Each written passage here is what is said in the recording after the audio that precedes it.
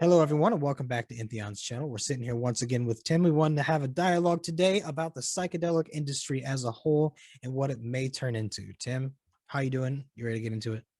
Absolutely. Born ready. Awesome. So just kind of curious. So this industry is still very much growing, but it's still relatively small versus a lot of other gigantic industries. Obviously, a lot of people compare it to the cannabis industry and the growth it experienced. And while the end goal isn't the same, it does kind of beg the question, what would the psychedelic industry look like once it's reached the mature stage? Yeah, and it's a really great question. There are a lot of different proposed realities for what psychedelics might look like, ranging from the highly recreational, sort of following a model similar to cannabis, as well as one that's highly medicalized. And so, um, you know, given that our concerns are in treating those that suffer from medical and mental health conditions, how we see the evolution of psychedelic medicine space going is that there is a more fulsome integration with traditional medicine, whether that's psychiatry or psychotherapy, that really, uses the best of that world in terms of the understanding of the various sort of variables that go into what composes a patient's sort of diagnostic set. But then, adequately preparing them using medically validated therapy types to get to that point of preparation for this potentially massively life-changing psychedelic experience. So in my estimation, what I would like to see in terms of the evolution of psychedelics is more actual adoption by physicians and psychiatrists.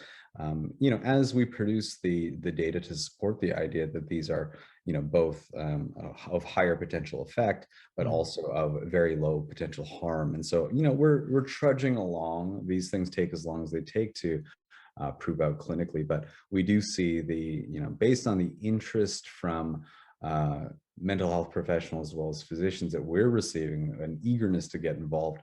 There does seem to be a growing reception on that side of things and an eagerness to sort of contribute to the development of these understandings so that they are ready and prepared to take on psychedelics when they become sort of regulated and available. Yeah, but aside from the recreational point of view on things, psychedelics, all the studies have shown strong therapeutic uses for them, right?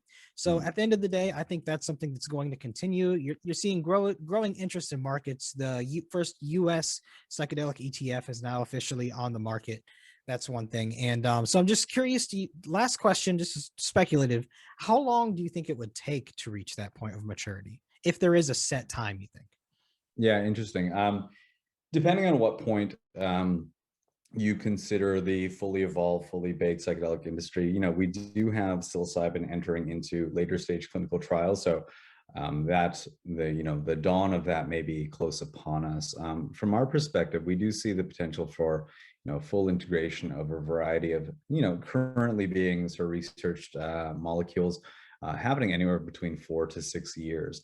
And in the meantime, there's a lot to be learned from how the sort of rollout or adoption of ketamine is going to take shape. And so I think it's quite obvious to see that there is a massive explosion in interest. And so, that is going to serve as a interesting sort of pulse-taking moment, seeing just how rapidly, ketamine serves as an alternative to some of the already existing mental health treatments.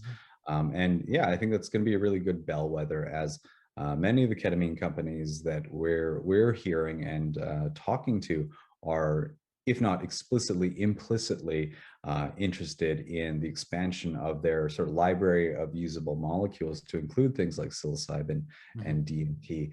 And so, yeah, I think, we are in the process of evolution, and it is simply a matter of, waiting until the sort of regulators, have the information data available to them to begin approving these things. But as you mentioned, very promising clinical studies being conducted right now with a lot of really great findings. So we do believe it's only a matter of time, and hopefully that matter of time is within about 4 to 6 years.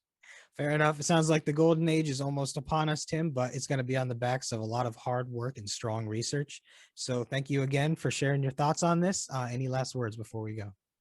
No, I think we did witness a psychedelic ETF taking shape in the US, and that is, it's another interesting point of validation.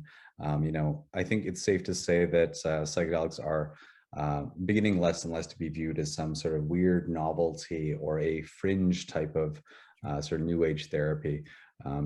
As US investors and more serious biotech investors based out of the US become more and more interested in these types of medicines, there is an increased level of diligence and scrutiny that these things take on Mhm. in order for them to become invested. And so, with a lot of conversations that we've been having with very interested people on the investment side, that awareness is beginning to switch on. So I think that's a really good validator for the industry, and we're super excited that the awareness continues to grow, and some of those doubts as to the validity of these things begins to get eroded. Wonderful. Well, Tim, thank you for coming on, and thank you everyone for watching. If there's any topics you guys want us to dive into related to psychedelics, we'll be happy to do it. Just let us know what you want us to talk about, and we'll dive into it. Tim, have a wonderful day. You too. Thanks.